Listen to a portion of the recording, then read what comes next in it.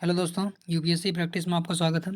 आज के वीडियो में हम बात करने वाले हैं कि कैसे भारत ने जो है चीन की एक रणनीति है क्या है स्ट्रिंग ऑफ पर्ल्स यानी कि मोतियों की माला का जवाब कैसे हीरो की माला यानी कि स्ट्रिंग ऑफ पर्ल्स का जो जवाब है कैसे दिया कि डायमंड नेकलेस पॉलिसी से दिया है। तो चलिए आज के वीडियो में देखते हैं क्या क्या बात करने वाले हैं। सबसे पहले हम बात करेंगे कि चीन की जो है स्ट्रिंग ऑफ पर्ल्स जो है ये रणनीति क्या है, और उसके बाद में बात करेंगे भारत ने जवाब दिया है कि डायमंड नेकलेस पॉलिसी यानी कि हीरो का हार। तो इसके बारे में भी क्या हम आज स्ट्रेटजी ये है भारत की क्या है इसके बारे में भी डिटेल में पढ़ेंगे। तो आज के वीडियो को क्या है लास्ट तक देखिएगा, और आप लोगों ने अगर चैनल नहीं सब्सक्राइब किया है तो चैनल को सब्सक्राइब भी कर लीजिए। चलिए शुरू करते हैं आज के वीडियो को। और अभी देखते हैं क्या कि चीन की स्ट्रिंग ऑफ पल्स क्या है। तो क्या है चीन की स्ट्रिंग ऑफ पल्स और भारत की जो है डायमंड नेकलेस, क्या चीन की स्ट्रिंग ऑफ पल्स और भारत की डायमंड नेकलेस जो है स्ट्रेटजी क्या है एशिया प्रशांत क्षेत्र। तो आपको अगर पता होना चाहिए कि ये कहाँ का एशिया प्रशांत क्षेत्र की बात हो रही है।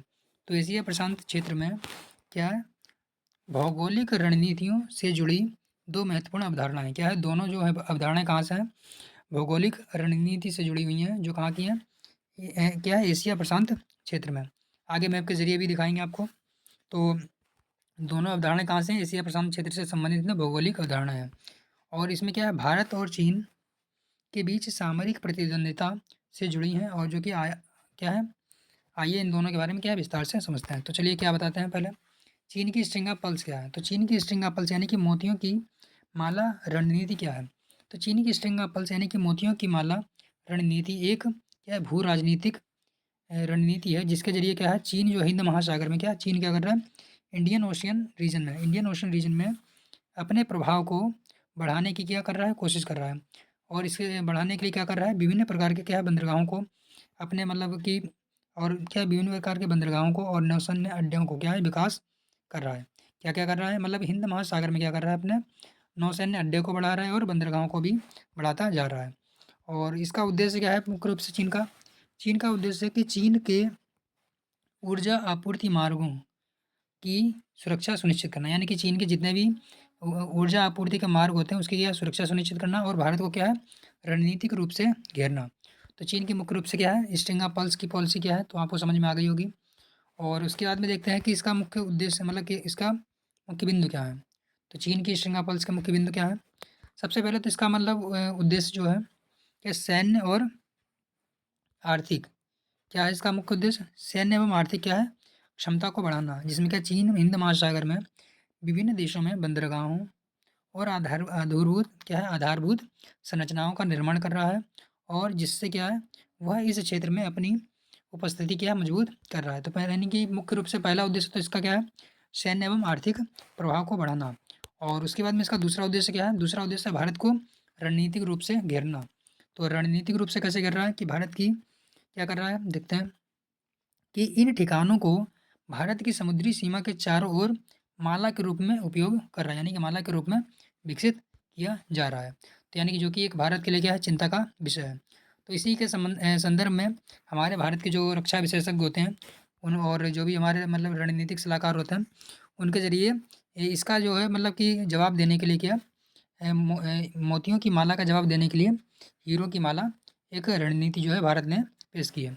तो उसको भी अभी पढ़ेंगे। तो सबसे पहले पढ़ लेते हैं कि ये जो चीन की रणनीति उसने कौन-कौन से बंदरगाह को मतलब अपने कब्ज़े में या फिर अपने उसको उपयोग कर रहा है। तो सबसे पहले क्या मुख्य बंदरगाह कौन-कौन से हैं? तो सबसे पहले क्या है 1 मिनट पेन चेंज कर लेते हैं ताकि क्या है आपको पढ़ने में आसानी रहे। तो अभी क्या बोला हमने कौन-कौन से बंदरगाह हैं। तो सबसे पहले तो इसने क्या पाकिस्तान का एक बंदरगाह लिया। कौन-सा बंदरगाह लिया है? ग्वादर बंदरगाह। तो ये कई बार प्रीलिम्स में भी पूछा जा सकता है और मेंस में तो इम्पोर्टेंट है ही। तो क्या पूछा है कि पाकिस्तान का कौन-सा बंदरगाह लिया इसने? ग्वादर बंदरगाह लिया है, जो कि चीन-पाकिस्तान आर्थिक गलियारे का हिस्सा है। तो इस प्रकार से क्या है इसने पाकिस्तान का लिया है ग्वादर बंदरगाह। और इसके बाद में चीन ने जो है श्रीलंका का कौन-सा लिया? हम्बनटोटा बंदरगाह लिया। तो श्रीलंका का हम्बनटोटा बंदरगाह लिया जो कितने वर्ष के लिए है? 99 वर्ष के लिए क्या है चीन ने श्रीलंका से लीज़ पे ले लिया है। और चीन की एक और रणनीति है कि मतलब कि जो क्या करते हैं ऋण जाल रणनीति, यानी कि ऋण देना गरीब देशों और मतलब छोटे देशों को, और उसके बदले में क्या उन पर उनके सैन्य अड्डों या फिर उनके भी जो रणनीतिक क्षेत्र हैं उस पे कब्जा करना। तो चीन की एक और रणनीति है। उसके बाद में है म्यांमार। तो म्यांमार का एक जो है मतलब कि बंदरगाह है, कौन सा है? कई क्या है, कयाकोफू, जो कि बंगाल की खाड़ी में चीन के लिए एक महत्वपूर्ण पोर्ट साबित हो सकता है। यानी कि बंगाल की खाड़ी में भी जो है चीन ने अपनी उपस्थिति दर्ज कर ली। उसके बाद में आता है बांग्लादेश। तो बांग्लादेश का क्या लिया इसने? चटगांव, जो कि व्यापार एवं सैन्य की दृष्टि से महत्वपूर्ण है। उसके बाद में अफ्रीका में भी एक बंदरगाह बनाया जिसे क्या कहते हैं? डिजिबूती, और जो है चीन का पहला आधिकारिक विदेशी सैन्य अड्डा है, जो कि अफ्रीका में है। तो इस प्रकार से क्या चीन ने कौन कौन सा लिया? ग्वादर, हम्बनटोटा, उसके बाद में म्यांमार का क्या है? कायुक, फायू, और उसके बाद में चटगांव और जिबूती। तो जिसके जरिए अभी आपको मैप के जरिए दिखाते हैं। तो सबसे पहले देखते हैं क्या कि यहाँ पे देखिए, ये इधर क्या है हमारा, एक यहाँ पे ले लिया इसने। यहाँ पे आप क्लियर नहीं दिख रहा होगा तो एक बार फिर से थोड़ा जूम करके देखते हैं। तो अभी तो क्लियर नहीं इसमें दिख रहा, अगले नेक्स्ट वाले मतलब मैप में देखते हैं। तो आपको क्या अंदाजा तो हो गया होगा क्या है? जैसे कि ये हमारा क्या है, यहाँ पे श्रीलंका का अम्बन टोटा हो गया, म्यांमार का यहाँ पे हो गया, इधर यहाँ पे म्यांमार का हो गया, और यहाँ पे क्या हो गया हमारा, बांग्लादेश का ये हो गया, चटगांव हो गया, इधर क्या हो गया, ग्वादर हो गया, और इधर क्या हो गया हमारा, अफ्रीका वाला क्या है, जिबूती वाला हो गया। तो इस प्रकार से क्या भारत को क्या चारों तरफ से हिंद महासागर में क्या घेरने की बात मतलब क्या कोशिश कर रहा है। तो इस प्रकार से क्या यानी कि चीन की जो स्ट्रिंग ऑफ पल्स जो पॉलिसी है उसको आप समझ गए होंगे। और उसके बाद में अभी देखते हैं, इधर भी देखिए दिखाया गया है, जैसे कि ये इधर है और ये दिया हुआ है, आप देख सकते हैं। तो ये क्या हो गया हमारा, चीन की स्ट्रिंग ऑफ पल्स जो है भारत को रणनीतिक रूप से घेरना, और उसके बाद में क्या अपने सैन्य एवं आर्थिक जो है लाभ को सुनिश्चित करना। उसके बाद में इसका उद्देश्य मुख्य रूप से देखते हैं क्या अभी, यानी कि हिंद महासागर में रणनीतिक नियंत्रण प्राप्त करना, ऊर्जा आपूर्ति और समुद्री व्यापार के मार्गों की सुरक्षा करना, भारत की क्या सैन्य शक्ति को चुनौती देना।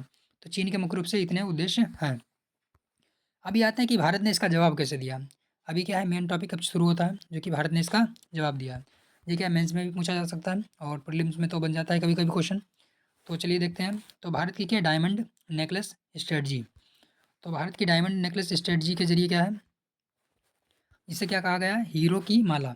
तो डायमंड नेकलेस स्ट्रेटजी में क्या भारत की एक प्रतिरक्षात्मक क्या है, प्रतिरक्षात्मक रणनीति, यानी कि चीन की जो स्ट्रिंग ऑफ पल्स जो पॉलिसी है उसका ही क्या भारत ने प्रतिरोध किया है। तो इसे क्या कहें, प्रतिरक्षात्मक रणनीति कहेंगे।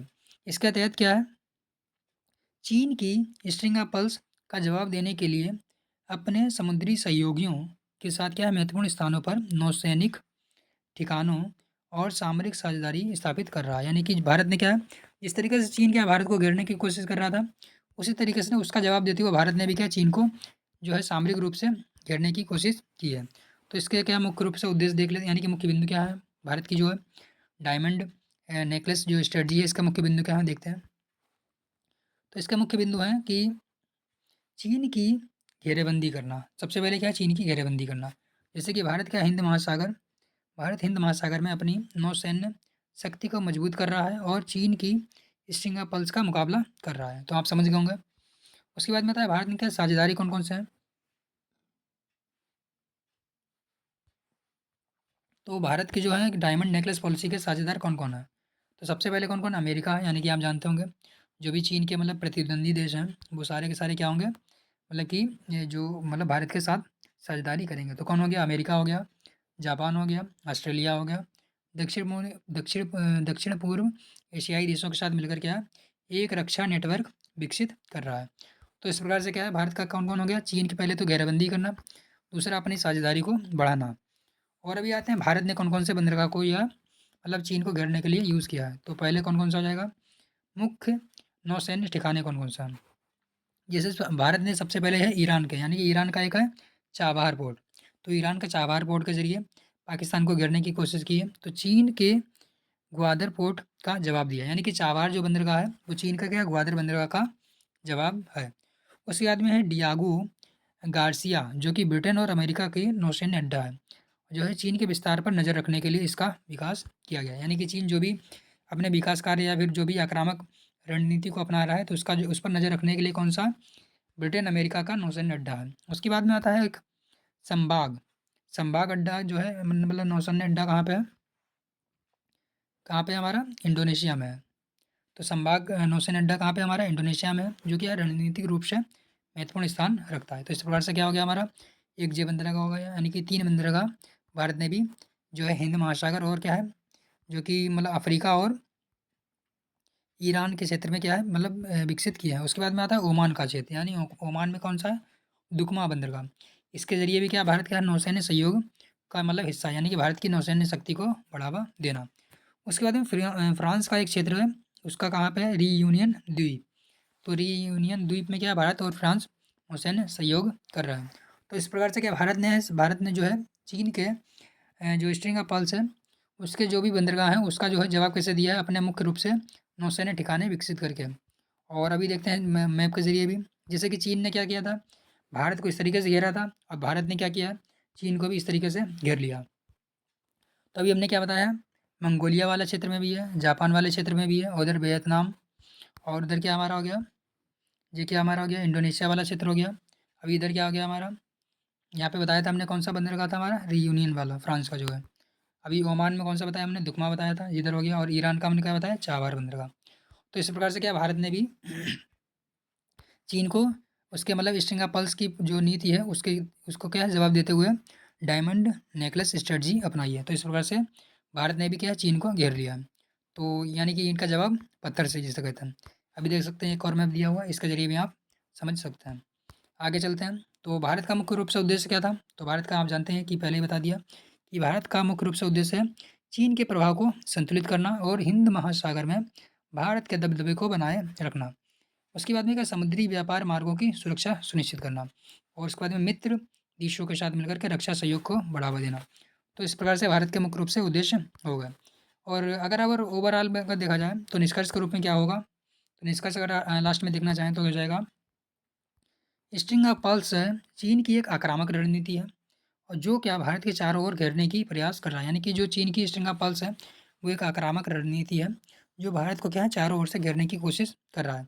और डायमंड नेकलेस स्ट्रेटजी जो क्या है, डायमंड नेकलेस स्ट्रेटजी जो है भारत की क्या है, जवाबी रणनीति। यानी कि जब आपने इस तरीके से एक रणनीति अपनाई है तो भारत ने क्या किया, उसकी जवाबी रणनीति अपनाई है, जिसके तहत हिंद महासागर और एशिया प्रशांत क्षेत्र में अपनी नौसैन्य शक्ति को मजबूत करना, और इसी के साथ क्या है दोनों देशों मजबूत करना, और दोनों देशों के साथ क्या है शक्ति के संतुलन को बनाए रखना। उसके बाद में दोनों रणनीति क्या है, दोनों रणनीतियाँ क्या है एशिया प्रशांत क्षेत्र में भू राजनीतिक प्रतिस्पर्धा को दर्शाती हैं जो वैश्विक संतुलन में महत्वपूर्ण भूमिका निभाएंगी। तो इस प्रकार से क्या है, हमने कंप्लीट पढ़ लिया कि भारत ने जो है डायमंड नेकलेस स्ट्रेटजी का है, मतलब डायमंड नेकलेस स्ट्रेटजी के जरिए चीन की जो स्ट्रिंग ऑफ पर्ल्स जो है यानी कि मोती की माला का जवाब दिया है अपने हीरो की माला से। तो इस प्रकार से आप हो सकता है मतलब कि थोड़ा सा लॉन्ग वीडियो हो गया हो, लेकिन क्या अगर आपको वीडियो अच्छा लगा है तो लाइक कर लीजिएगा और चैनल को सब्सक्राइब भी